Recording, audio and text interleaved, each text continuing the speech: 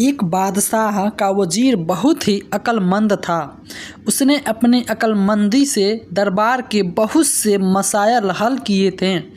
एक दफ़ा वजीर बादशाह को कौमी ख़जाने के बारे में कुछ मालूमात दे रहा था, तो उसे मालूम हुआ कि 5000 दिरहम का नुकसान हो रहा है।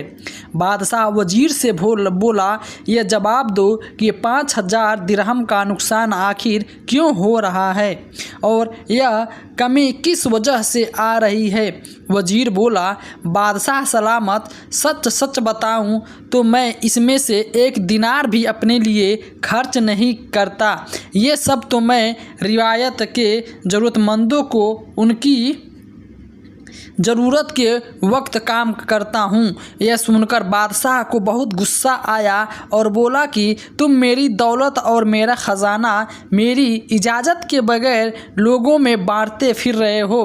कल के दिन हम तुम्हें सूली पे लटका देंगे। उसके बाद गुलामों ने बादशाह के हुक्म से वजीर को कैद कर लिया और फिर वह रात के सोने के लिए लिटा दिया।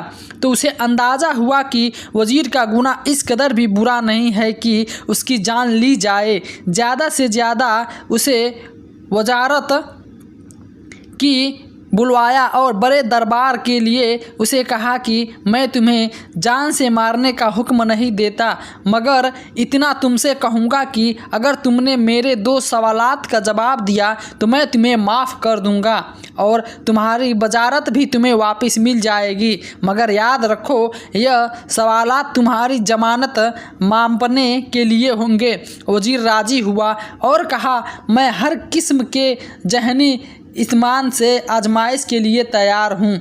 बादशाह ने पहला सवाल पूछा कि एक औरत नहर में नहा रही थी। उसके शौहर ने उसे देखा तो कहा, तुम इतनी पानी में रह रही हो और तुम्हें तलाक है, और अगर उससे बाहर निकली तो तुम्हें भी तलाक है। ये बताओ, ऐसी कौन सी सूरत है कि औरत नहर से निकले और उसको तलाक भी ना मिले। वजीर बोला, बादशाह सलामत, नहर का पानी गहरा हुआ पानी नहीं होता और वह पानी बह जाता। जिस पानी से वो उस वक्त जब उसके शौहर ने तलाक की बात की थी वह पानी तो बह गया। अगर उसके शौहर कहते कि बहते हुए पानी की बात तो कुछ होती। बादशाह को उसका जवाब पसंद आया और बोला, अब दूसरे सवाल का जवाब दो। एक बच्चा 10 साल की उम्र में किसी से लड़ता है और लड़ाई के दौरान उसको धक्का दे देता है जिससे वह कुएं में गिर जाता है, मगर जब अगले दिन वो देखता है तो उसकी लाश मौजूद नहीं होती। फिर 15 साल की उम्र में वह अपने किसी दोस्त से लड़ता है और उसे भी धक्का देकर कुएं में गिरा देता है। अगले दिन उसकी भी लाश गायब हो जाती है। वो बड़ा हो जाता है और किसी लड़की से शादी कर लेता है। शादी के बाद बीवी के चाल चलन दुरुस्त नहीं होते तो उसे भी मारकर उसी कुएं में फेंक देता है। अगले दिन देखता है कि उसकी लाश भी मौजूद नहीं होती। 30 साल की उम्र में किसी बदगुनामी की वजह से बड़े भाई को भी मार देता है और उसे भी उसी कुएं में डाल देता है और फेंक देता है। देखता है तो उसकी लाश वहाँ पे मौजूद नहीं होती।